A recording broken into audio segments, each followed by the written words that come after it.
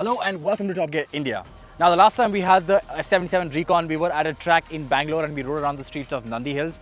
So if you want to see what that was like and you haven't seen that video, click on the link or check out the link in the bio below. So you get a brief run around because we've covered most of the motorcycle over there. But now that we have it here in Bombay, we're going to just talk about what this motorcycle has been like to live with and the challenges that I've had to face so far in having this motorcycle. So in terms of livability, now compared to the Ultraviolette I rode over there, the suspension has been tuned slightly. Ultraviolette did say that it makes slight improvements to the plastic, and it has, but certain things still haven't really changed all that much. So, for example, the build quality, again, overall is really good. The wires are tucked in quite well, but there are still a few things that you will notice. For example, the forks make this really squeaky noise every time you brake or when you accelerate or you go over a bump, or even at low speeds when you're just sitting in your parking, right? That's something you don't like. Secondly, this flap over here, again, very noisy and it looks a bit flimsy, and I feel like over time when it gets a bit looser, every time you go over a bump, it's just gonna bounce. So again, I wish these are things that Ultraviolette could have fixed, especially given the price tag. Knowing that the customer that's gonna buy this is not just expecting an electric experience, but also a premium one. So in this regard, yeah, don't see any ICE vehicle whose fuel tank does that. So these are two things I noticed. Secondly, the suspension has been made a bit more softer, not as aggressive as it was set up over there. So it is a lot more comfortable now. It's a lot more pliant over bumpy roads, but still it is a bit more on the jittery side of things. A lot less jittery than it once was, but still on the jittery side of things. So that is something that you will have to keep in mind. I also got a chance to try out the pillion seat, and yeah, it's not very comfortable. It's thin, and especially given the stiff ride quality, it's not exactly going to do you any favors. So again, I mean, it's not a very big seat either. So if you have any lady friends with big bottoms, yeah, they're not going to fit very comfortably. One thing that I do appreciate is that the grab rails are recessed under the seats, so it's quite nice. But still, the small seat can be a bit of a problem. And again, this motorcycle was never designed to be a commuter per se. If I was you and I bought this motorcycle, what I'd do is I'd get rid of the rear foot pegs and I'd get rid of the rear seat and put a cowl instead. So the seamless design continues, and it looks a lot sexier with a cowl and with no rear foot pegs. Take my word for it. So now the rest of it, the tires, again, in this monsoon, they've actually been performing quite well. I've had no complaints from the tires whatsoever. The brakes, again, they have been performing quite well. I have no complaints with the brakes either. The regen is something that you can set. You have up to 3 levels of regen, or you can turn off the regen entirely. So I would recommend when you're in the city, keep the regen on, keep it on the highest level so you can just keep getting as much charge as possible. But when you're on the highway, keep regen off so you can just keep gliding along with the momentum that you've built. I think that's the best formula that I found for my touring and traveling experience. Now, when it comes to charging this motorcycle, you get a charger with it, but let me tell you, it's not one that you can very effectively carry with you. It's about this big and it weighs about 6 kilos, so it'll essentially take up all of the space in your backpack. You might be able to fit a few more things depending on the size of your backpack, but still, it is quite huge. And Ultraviolette does give you the option of strapping it to the back seat in case you want to take it along with you that way. But even then, it's not very practical to carry around. I mean, look at this sexy motorcycle, and then you got this ugly bulbous charger that you have to carry on the back. Not really. So Ultraviolette doesn't exactly have anything set up outside of Bangalore yet. Oh, hello. Nothing outside of Bangalore yet. They only have service stations and dealerships in Bangalore. I think they have one dealership in Bangalore and one service center. So if you are planning to buy this motorcycle elsewhere, you are going to have to wait until they set up shop in your city. But until then, the only chargers you can rely on effectively is the one at your own house that you get, or you can take this to an Ather dealership where you can use their chargers. But for example, for me, the Ather dealership is about 8 kilometers away. So it's a 16-kilometer journey back and forth, and I'll have to spend about 4 hours, give or take, if the battery is almost dead, about 4 hours at the dealership just to charge my vehicle. So what are you going to do for 4 hours? I don't know. So if you are the kind of person who's going to have a charger at home, this makes total sense because you can leave it overnight. But if you don't have a charger at home and you decide to rely on chargers outside, it's going to be a huge problem. If you decide to travel from your city to another city and there are no pre-existing dealerships for Ultraviolette, you are going to have to travel to an Ather dealership or something, and you're going to have to try to figure something out, which can be very tedious. And that's coming to the next problem of mine, is that because of the stiff suspension, the aggressive ergonomics, the stiff ride quality, you are left in a bit of a position where you have to plan everything. You can't be as spontaneous with this motorcycle. You have to plan your rides, plan your commutes, plan your journey, and there's a lot of planning required, and I don't like that. With cars, with EVs, now more and more charging stations have come up, so it makes it a lot more easier. I wish these charging stations already housed a socket that I could just plug right in over here, because if not for that, it can make charging this motorcycle quite tedious, and I do not want to carry 6 kgs or 7 kgs worth of a charger in my backpack everywhere I go, or every time I go to office or come back. You know, I mean, going to office and stuff, yeah, awesome. This has about easily, even if I go in ballistic mode, this can easily do 200 kilometers. The problem, however, rises when you decide to go elsewhere. If I decide to travel from Mumbai to Pune, I am going to have to carry my own charger along with me, or I'm going to have to ride very, very, very, very slow. That's the time I'm going to consume. And that's not even talking about the changing elevation going from Bombay to Pune. So those hill climbs are definitely going to consume more battery. And that really limits what you can do with this motorcycle overall. There are good things to this motorcycle. When you ride it in the confines of your charge and you know that you're not going too far away, it's a lot of fun. Around corners, around a straight road, it is a lot of fun. I wouldn't say this is it's a faster alternative compared to, say, vehicles that come in the same segment, like ICE vehicles for general. But when it comes to EVs, there's nothing else really that stacks up against it in terms of performance, in terms of range, and for that you have to give Ultraviolette some kudos. But the pricing is what takes it away. Knowing that, okay, you know what's the next best thing I can get? I can get an Aether. And at this price, I could get about 3 Aethers, or maybe even 4, depending on the one you go for.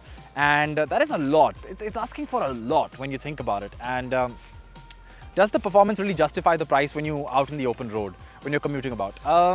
No. If Ultraviolette would have set this up like a commuter, something that would have been more friendly with commuting, like say maybe the Oben Roar, which is set up a bit more neutral with its riding position.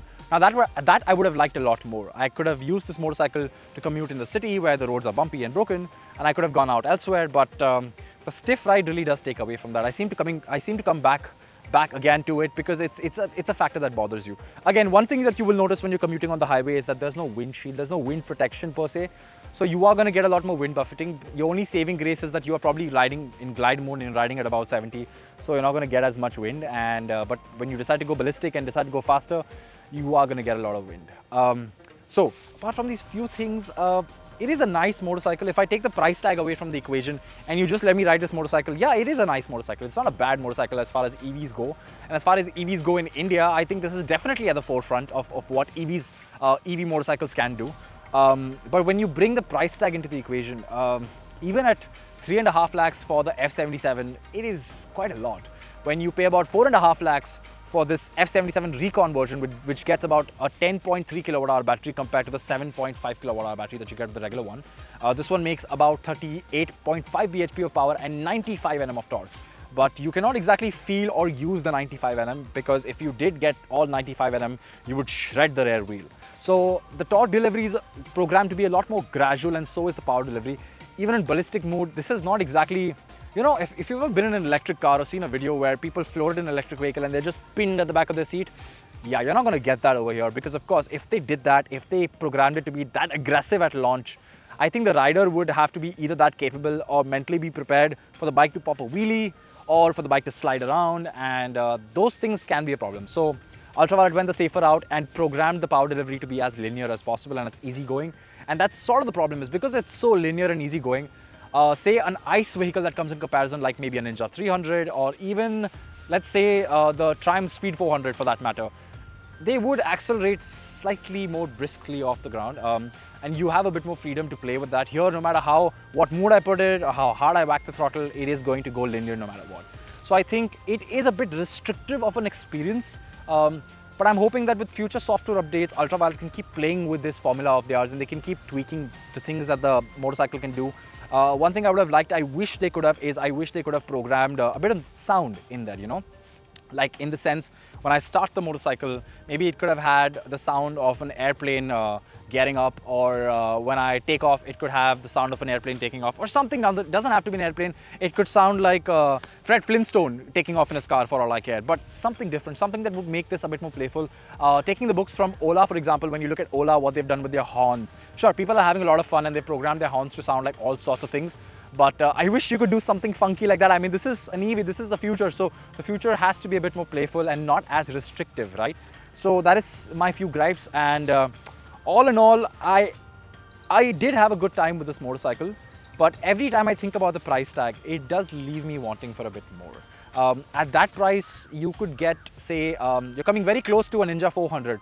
And a Ninja 400 doesn't only make more performance, more power than this, it outperforms it, it has better range, it has more service centers, it's easier to refuel, I don't know how easier it would be to maintain, but again, if you gave me the same price tag and you told me to pick between a Kawasaki Ninja 400 or pick this, it'd be a hard choice, but I think I'd lean a bit more towards the 400 than I would towards this. And that's sort of the problem over here. I think this motorcycle is not meant to be your one go for all, do it all motorcycle in your garage, which I've mentioned in my other video too. This is supposed to be a second or a third motorcycle that you can use on the weekends or every now and then when you want to go have fun, you take your motorcycle, go out, have a blast, come back. Or if you are based in Bangalore, you can actually use this motorcycle for commuting and coming back home and maybe occasionally go for a weekend ride. But for anybody else that's going to get this motorcycle to their own hometown, it's going to be a very hard purchase. And so I guess at this point, I'm only addressing the people living inside Bangalore. And for you guys, I would say, look, it's not a bad motorcycle. It can do a lot. But I don't think at the moment, the way it's priced, the conveniences it seems to promise really outweigh the asking price that it has. The asking price is seemingly too high in my opinion, and even though it's a very sexy motorcycle, it can quite easily be a collectible. I think that when you think of it that way, like a collectible or a piece of machinery or engineering that you can keep in your garage, I think that's a thought that only the rich can afford, because the people that tend to buy motorcycles don't always buy motorcycles purely because, okay, you know what, I just want to have fun and look good, you know. I think there's a bit of practicality associated with it, especially given that this is not exactly coming close to, say, a middleweight or a liter class motorcycle, but it comes closer to a 250 or a 300cc motorcycle, and those motorcycles tend to be a lot more objective than just pure fun, right? They're priced very aggressively, they tend to be a lot more objective, and if Ultraviolette as a motorcycle brand has to sway those buyers away from ICE vehicles to electric, it's either going to be the really wealthy, or it's going to be either the ones that are very frivolous with their money, you know. Those are the only ones. Very few pure enthusiasts would pick this as an everyday do-it-all machine, given the circumstances I have just noted down for you.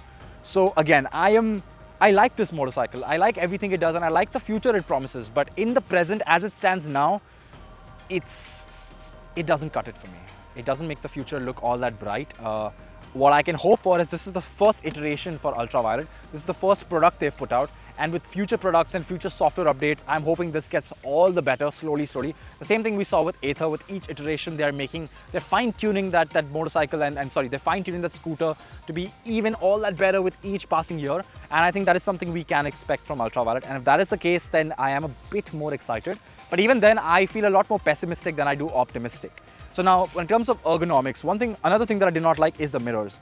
Now, every time you switch riders, say there's more than one people in your home that ride a motorcycle, every time you change the rider, you're going to have to take an Allen key and readjust the mirrors, which can be a bit of a pain. Again, and the mirrors aren't all that good either. The mirrors give you about so much vision with your jacket blocking half the view, and it's about this much. And this is not good enough. This is as far as my eyes. I mean, this is not all that much. I would have preferred, instead of Ultraviolette ditched these mirrors and gave me a pair of bar end mirrors that would be a lot more effective, a lot more usable. The problem is now, because you'd imagine this is an electric vehicle, the mirrors don't vibrate, but they do because the suspension is very stiff. So every time you go over undulations, there is a bit of vibration in the mirror, and the mirror does shake a bit, and that can hamper your overall experience. And when you know that there are so many compromises associated with the motorcycle, also you can have a bit of electric fun in a straight line or around corners. I don't think it weighs in well when you factor those in. And I really hope that in the future with coming iterations, Ultraviolette does something to kind of filter it out and make it better. But as it stands, this package does leave you wanting for a lot more, especially at a price of 4.5 lakhs. It does leave you wanting for a lot. I hope this video was informative for you guys. I intend to, by the end of this video, let you in on the price of ownership, what this motorcycle has been like, how expensive you can imagine this to be, including the cost for the tires, the brake pads, any other maintenance that you may have to do, what's it like to charge it, how much does it cost on average, stuff like that. So wait till the end of the video for that. I hope this video was informative for you guys. I don't mean to bash Ultraviolette as a brand. In fact, they're a brand I like, and I like the ambition that they have. I like the hard work. I like the people behind the brand.